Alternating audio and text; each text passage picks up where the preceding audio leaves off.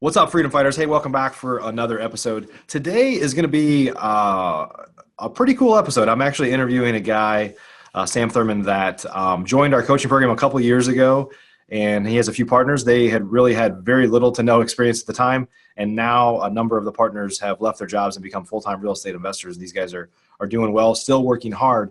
But the show is going to be all about kind of making that transition between leaving a job, something that you maybe don't want anymore, but there's some comfort in kind of staying there, and transitioning into real estate investing. It's going to be a good show. Welcome to Real Estate Investing Secrets. We're all looking for freedom and the opportunity to live better, more fulfilling lives. But most of us were trained our entire lives to work for someone else and chase their dreams. How can we use real estate investing as a vehicle to achieve financial freedom? My life is dedicated to answering your real estate investing questions and helping you build an investing business that allows you to change your life and the world around you, and to enable you to turn your dreams of financial freedom into a reality. My name is Mike Hambright from FlipNerd.com, and your questions get answered here on the Real Estate Investing Secrets Show. Hey, Sam, welcome to the show. Hey, Mike, how's it going? Good to have you on. This is kind of bittersweet. I've been coaching and mentoring people for a long time, and the truth is there's always people that are more successful than others. There's always people that kind of listen to what we teach more than others.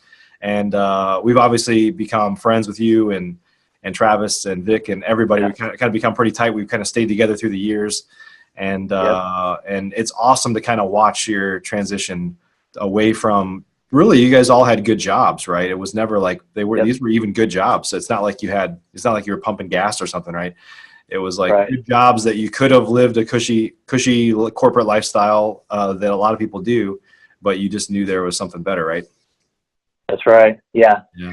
That's exactly the case. I think we all had really good jobs. You know, from the outside looking in, people would have loved to have been in our position. I worked from home, had a lot of freedom. You know, made decent money, all that kind of stuff. But at the end of the day, just like so many other people out there, it just felt like something was missing as far as my professional career. Yeah. That's it's kind of, as an entrepreneur, I'm sure you'll agree with this. I feel the same way. It's like I don't want a box being put around me. Like I might put limitations on myself, but I don't want somebody else to put limitations on me. Right. Yep. So, absolutely. Including my wife. I don't want her limiting me. That's a whole other story. Yeah, good luck with that. Out of that one. But hey, before we kind of jump into this, talk about your background a little bit, kind of recent history, and I guess where you first got your interest in real estate investing, and kind of how you've transitioned here over the recent year, I guess. Sure. So we started. There are three of us, three partners total, and we started at the end of 2016. Really started the conversation at that point as far as what we wanted to do. I had started a previous business on the side when I was working my full-time job before we got into real estate. And because I knew I had the entrepreneur mindset, I knew I wanted to do something on my own. I didn't want to work for somebody else my whole life. So I had already, had my first failure, I guess, was working on that in 2016. And then, I met Travis, and I had already known Vic. We went to the Air Force Academy together, and I was living in the same apartment complex with Travis. And Travis started to help me on this other venture, and then I bought a house and got really interested in real estate. Travis had already always been interested in real estate, and we started having that conversation. And at the time, Vic was living in California, and so we were also having these entrepreneur type conversations. He was just graduating business school. So the conversations were very frequent. We knew we wanted to do something. We were talking about real estate. And then all the guys kind of came to Georgia, and we were all in the same place finally. And that's when we were introduced to you, Mike, and to your program, and came on with the coaching program at the beginning of 2017. So at that point, we had really only been interested, or I won't say interested, but focused on the real estate game for probably 4 months before we started the coaching program. And I want to say we started that in February of 2017. And then from there, we just went all in on the program. We really had very little experience, but we went all in on the program, followed what you guys said, didn't follow some of the key points and paid for it in the long run, which you're well aware of. But yeah, it was just really a matter of just giving it our all, and we're still learning. We're still doing that. Yeah, and since then you've left your job, and I know Vic is just put in his notice to leave his job, and that's right. And obviously Travis is on his way to hopefully making that transition eventually too. So the cool thing is, it's like, unlike most people, like you guys have this unusual friendship where you supported one another. You're finding ways to like help each other, not just in the business. Like a lot of times people come together as a business. They're like, hey, our interests together are only the business, but you guys really kind of cared about each other in terms of making that personal transition too, because it's, I mean, the truth is even though we have businesses wrapped around us as real estate investors and kind of any small business entrepreneur, like this really becomes kind of all consuming as to our life. Yeah. And so kind of hard to separate your work from your personal life, because this could ultimately, one way or another, largely is your life, right? Yeah. Yeah. And if you love it, why would you, honestly? Right. And that's really how we operate. I mean, Travis slept on my couch for probably 6 months when he was trying to transition down to be in this area. Vic lived with me for 6 months when we were first getting started and getting our feet under us. So, and that's what it's all about. It's like, these are my friends, but these are my family too. Yeah. And it's just a really unique relationship. Like any relationship, there's ups and downs, there's struggles, but at the end of the day, all three of us know that we have our backs, and our wives are close, girlfriends are close, families are extended family. So it's a really, I'm so blessed in that aspect that I couldn't ask for more. So let's talk about some of that a little bit more, like there's sacrifices, right? Like you said, Travis is sleeping on your couch and Vic's living with you for a while to make a transition. Like you guys were committed enough to do that. And what I've found is there's a lot of people that say they want to be in real estate investing. They're unhappy with where they're at, but unless like they get spoon-fed something and they just rub the genie bottle and they get this wish that's like instant success, which never happens. They're not willing to make that jump. They're just not willing to take the risk, even though they're unhappy where they're at. I mean, talk about that a little bit. And why do you think so many people struggle with kind of unwillingness to take on some risk? Because the risk is there, let's be honest. Yeah, well, it's that old saying, everybody's got a plan until they get punched in the mouth. And I think, when we approached this, we were successful enough at that point in our lives. We were doing okay, and so we're like, hey, let's do this real estate thing. It can't be that hard. But along the road, you realize that it's the reason not everybody does it is because you are going to face challenges, no doubt. If you're going to be successful, just like in anything, you're going to have to overcome some obstacles. And also, there's a commitment on the front end, really. You got put money down for marketing or put time out for marketing. And you have to really carve out those different aspects of your life, whether it's time with your family, time with friends, money out of your pocket to get started. Sure. All those things they sound easy in the beginning, but over time it can kind of take a toll on you. So if you're not in it to win it, then I think a lot of people kind of just fade into the distance because they just don't have the staying power. Yeah. I think there's things like HGTV, and those shows are entertaining, but I think they've kind of conditioned people to believe that this is easy. Like you just right. That the business is just taking an ugly house and making it pretty. The truth is the business has nothing to do. Ultimately, has very little to do with the houses, right? It has to do with the systems and processes to bring you deals and have you kind of find a way to monetize those and get out of them and do it over and over and over again, right? Right. Yeah.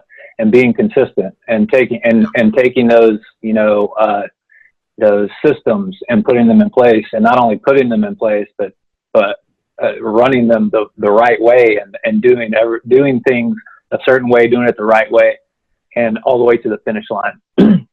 Because I think what we found, and we've had some issues in the past, is we'll have a good idea and we'll put it in place, but then we only go 75% of the way there and we don't finish it out. And then that 25%, 20% comes back and bites you in the end. And you realize, well, man, I can't keep making these same mistakes. I gotta do it right. And I gotta do it all the way every time. Yeah. Talk a little bit about the commitment from a from a cash perspective, or willingness to take, you know, sometimes people have to take on debt, right? People buy businesses and they might borrow money, or they might have to tap into resources that they really don't want to, but there's a commitment there to make an investment in yourself and your business. And you can't just say, I want to be in business and open up shop. Like, there's a commitment to building that business, right? Yeah. Yeah. I think there are probably, you know, less, there are other ways to do it without it putting out as much cash as I'll say we did.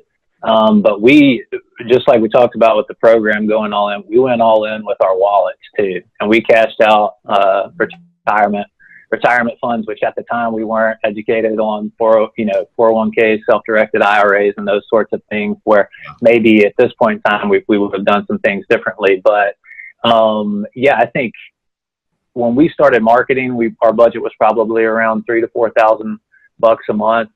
And, each partner paying $1,000 to $1,500 a month. And, I think we got our first deal probably 3 to 4 months into marketing, and we made about 15 grand on that one. But then there was another dry spell because we were all working our jobs, and we were kind of doing this on the side, but, it didn't have our full attention. So we had a little bit of a dry spell. We kind of paused on the marketing, which kind of we kicked the can down the road, as far as having consistent cash flow. So, and then, you make mistakes. You don't know what you don't know early on either. And we're still learning a lot of that stuff, but, on the front end, you need to have some cash if you're going to go the direct mail route or one of the paid routes versus, driving for dollars, which there are other options out there. But just be prepared to know that there is going to be a commitment on the front end for sure. Yeah. Yeah. So what are some things that people can do, if they are in a job and they want to make that transition, and, it's never, as smooth as I guess you would want? Like, there's probably never a smooth process. It just has to be choppy, and that's the sacrifice you have to make. But how do you kind of smooth that out as much as you possibly can before somebody would kind of make the leap? I think your network is so important. So having a support network, both, in the house and outside. So your family and friends, but also having a good coach or a mentor out there that can kind of guide you through that process and keep you from making a lot of the missteps that, if you don't have anyone out there that's kind of looking over your shoulder or looking out for you, you're definitely going to run into. And back to the conversation about why don't people make it? I think a lot of times folks are going it on their own and they don't have someone that's helping them out. And then they hit a lot of those snags that they weren't prepared for. And even if they wanted to keep going, it might sink them. So I think it's so important to surround yourself with people who know more than you do. To be the dumbest person in the room is the best position to be in. So that's huge. That's huge. And also having a little bit of a runway there to get yourself started. When I transitioned from my job, our partners and I, we agreed to have 6 months of cash runway for my living expenses to live off of until we could have our consistent cash flow coming through the door. So that was huge. Yeah. But again, it came down to the support that I was surrounded with. Yeah. So I want to break that down a little bit. So you said kind of support at home, which is really important. I want to come back to that. And support of your community. And, you were part of our community. So you guys had questions, and we're constantly bantering inside of a Facebook group. Or there's just some comfort from being around other people that are not just, we were a mentor and a coach to you guys, but also the community of other people that are on the same journey as you, right? There's some comfort in learning together and knowing you're not alone, right? Yeah. Yeah, I think, and we were talking about this at the last mastermind. I think you see everybody post their checks online, when they get their wholesale deals, and everybody posts their checks and everything, and nothing wrong with that. But I think it gives off the perception, just like all of social media, that everybody has their crap together. Right. When the reality is everybody's messing up way more than they're winning. Yeah. And being surrounded by people who are going through the same stuff as you are. Being open and being vulnerable with those people, and just having that option to or opportunity to vent to them and share some of the struggle is huge. Yep. So talk about the support at home, because I think there's a lot of people that, their spouses don't necessarily support them. And sometimes it's just because they don't really understand what the person's trying to do, right? They just like, Right. it sounds crazy, and so they don't really get it. But just talk about Yeah. the importance of that. Yeah. My wife is actually the person who pushed me to do real estate. She knew that I had the itch to do it. She's an entrepreneur herself. She has a branding business that she owns and operates, and she's also a musician. So she understands that side of, as far as an entrepreneur, what they encounter on a daily basis. And she also knows what she gains from it, from being her own boss. So I was lucky to have the support of my wife day one, and she was pushing me. She could see that I wasn't all that happy in my 9-to-5 job, and that I wanted something more. And so she pushed me from day one, and she's been supportive. Again, the guy sleeping on my couch, that's all because my wife allowed that to happen. Yeah, she was cooking dinner, and buying groceries and doing all that kind of stuff that she didn't have to do, just because she's just that supportive. So I'm just so blessed to have the people around me that I do. But if you don't have those open lines of communication, and making sure that you're leaning on each other, you can get into trouble. And if you're so totally engulfed in what you're doing, and you're not including your spouse or including your kids or carving out time every day for them, then you can get in trouble. Because I think the work-life balance thing is very challenging. And when you're trying to build a business from scratch, you're not going to have work-life balance, really. And honestly, it's tough to achieve that even when you are successful, because it requires so much time and energy. And so I think it's super important to be efficient with your time and be disciplined about planning time for those important people and for those important times in your life, to make sure that they're getting the attention they need. Yeah. Yeah. And I don't think this is necessarily for everybody, but I think one thing that helps is finding a way to really kind of explain your vision for your spouse. I thought your partner, whoever it is, I think sometimes, like if you're just wanting to jump out and you appear to have no plan, like you're just like going to figure it out from watching YouTube videos and forums or whatever, like your spouse probably doesn't have as much support as or compared to like there's a proven system that you're following. Other people have been a part of it. And but also I think maybe finding ways to, this may not the case in your instance. I know Travis's wife works in the business, is to like get your spouse involved in the business. It doesn't mean that they have to be doing as much work as you, but just some way that they kind of understand and see what you're doing, and can maybe even help you hold yourself accountable a little bit. Yeah, absolutely. And kick you in the butt when you need it. Yeah. I call my wife my Viking wife, because whenever there's those moments that I'm just like, ready to throw in the towel or just feeling sorry for myself, she gives me that kick in the butt that I need. But you're absolutely right. You can't just expect them to be on board without communicating to them what your vision is and what your plan is, and really partnering on that aspect, because it affects them just as much as it affects you in your future. So yeah, it's so important to include them in the day to day, and so they have a good understanding, especially through those lean periods. When they know things are kind of lean and don't see the end in sight. So communication is key. Yeah. What do you guys have? We kind of refer to you guys sometimes as the Three Amigos, or of course, Team Nitro has been one that stuck with you a little bit. That's right. Yeah. But let's talk a little bit about like your experiences with partners, right? And some people don't have that, but do you think it makes sense for people sometimes to partner with somebody else that has that same dream? Or there's some challenges with that too, but what are your thoughts on having partners, knowing that you do have partners, but and pros and cons? Yeah. It's terrible. No, but it's for me, for us, it's been great. I think I applaud people who do this on their own, because it's not easy, and having my partners there with me through the entire process to lean on, and for them to lean on me is just been crucial. But just like any relationship, it takes work, and when money's involved, and who's doing what, and roles are still being formed, and there's just a lot of the waters are still pretty muddy. I think that there are definitely challenging times when it comes to partnerships, but just like any relationship, you have to have super open lines of communication. You have to tell somebody when they piss you off, and they have to be able to tell you, and you all have to be willing to work on it. But from a support standpoint, having partners has been crucial for me.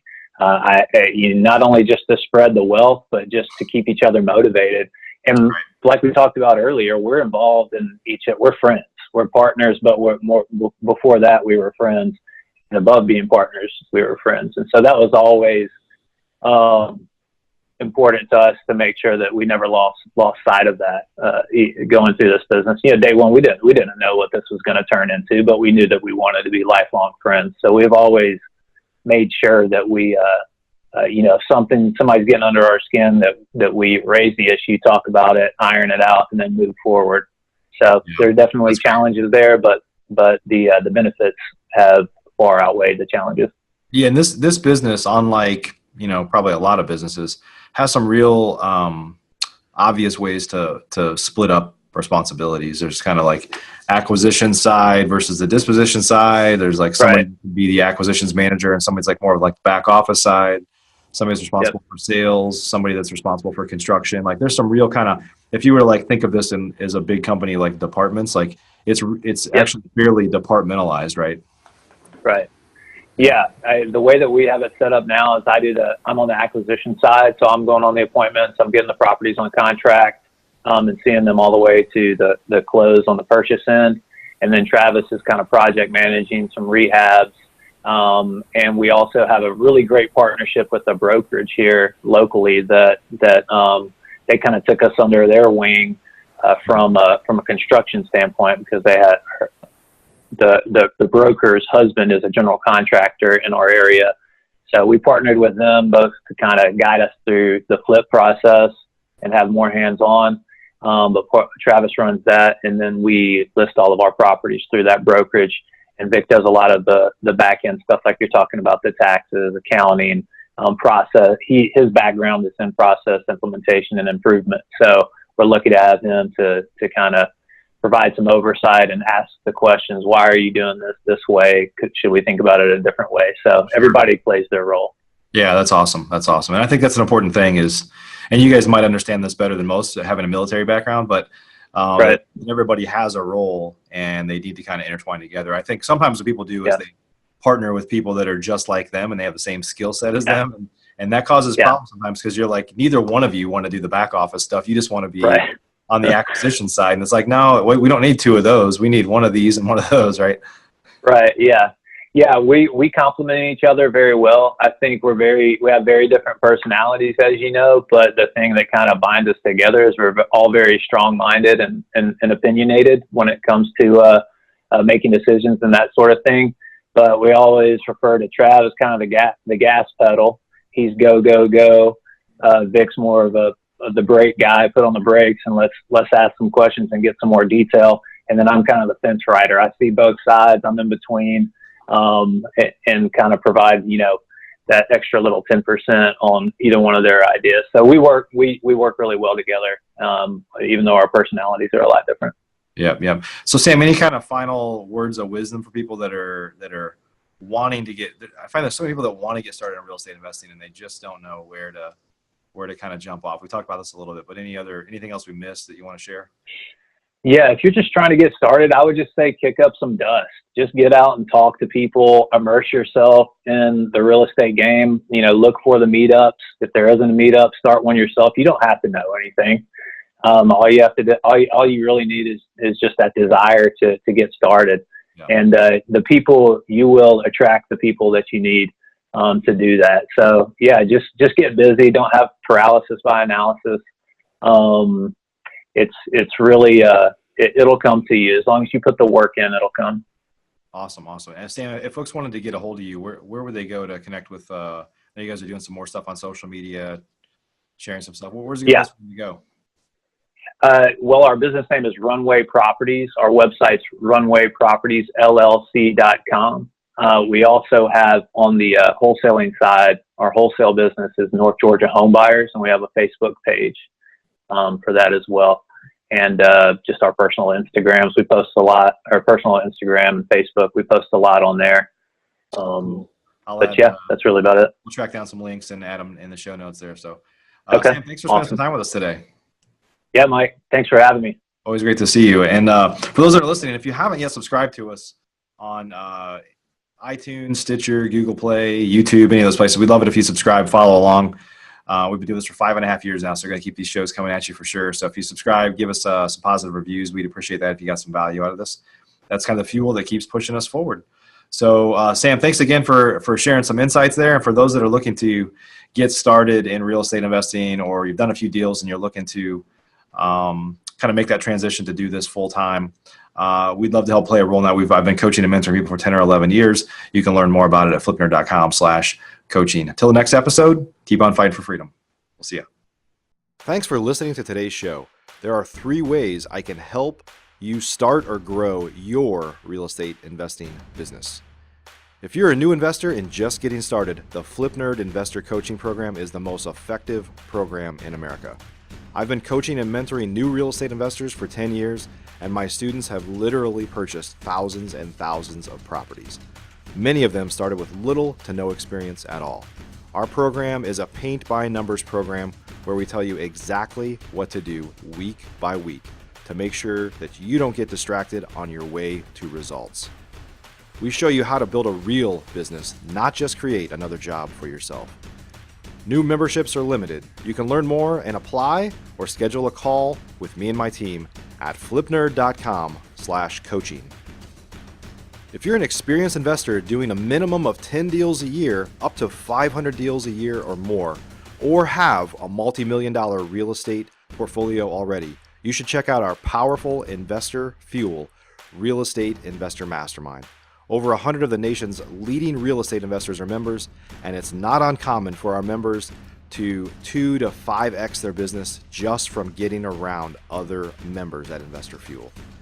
At Investor Fuel, each of us are business advisors to one another's businesses, but we don't stop at business. We focus heavily on becoming better people and living fuller lives. If you're looking for fuel for your business or fuel for your life, please check out investorfuel.com. Applications and interviews are required, as most investors are not a fit for our community. Please learn more at investorfuel.com. If you're not ready for coaching or masterminds but eager to start learning more about investing, please join our private Facebook group by visiting flipnerd.com/Facebook. New members get access to free training from us right here at flipnerd.com, and it's a community to safely ask your questions, a great place to get started. Simply go to flipnerd.com/Facebook to request your access today.